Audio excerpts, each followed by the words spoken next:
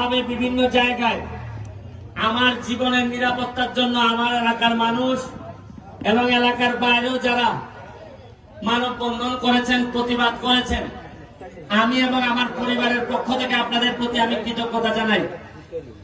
আমি কখনোই চাই নাই যে আমার সাথে একটা গানম্যান থাকুক, আমার সাথে অস্ত্র থাকুক, এটা আমি চাই নাই।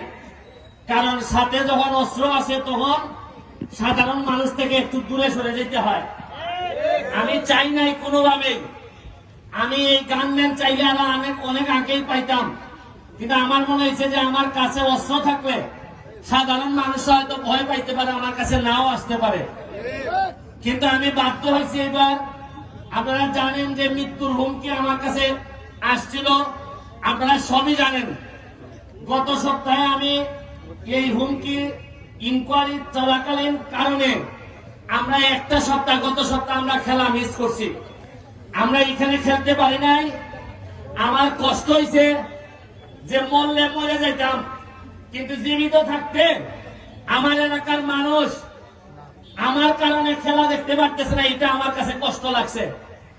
আমি আজকের এই গত খেলায় আমরা ঘোষণা দিয়েছিলাম 10 তারিখ থেকে আমাদের গোল্ড কাপ শুরু হবে, বিভিন্ন জেলার দল আসবে। আমরা হয়তো 10-15 দিন পিছাবে, কারণ এই 10 দিন আমি কোনো কাজই করতে পারি নাই, এই জন্য 10 দিন পিছাবে।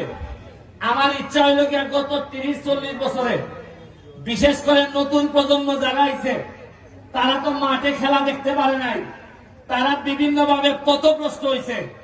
কেউ জুয়া খেলায় চলে গেছে, কেউ গাঞ্জাতে চলে গেছে, কেউ নানা রকম মাদকে চলে গেছে। এদেরকে ফিরে আনতে এবং নতুন প্রজন্মের সামনের দিকে এগিয়ে নিতে আমাদের ফুটবল এবং অন্যান্য খেলার কোনো বিকল্প নাই।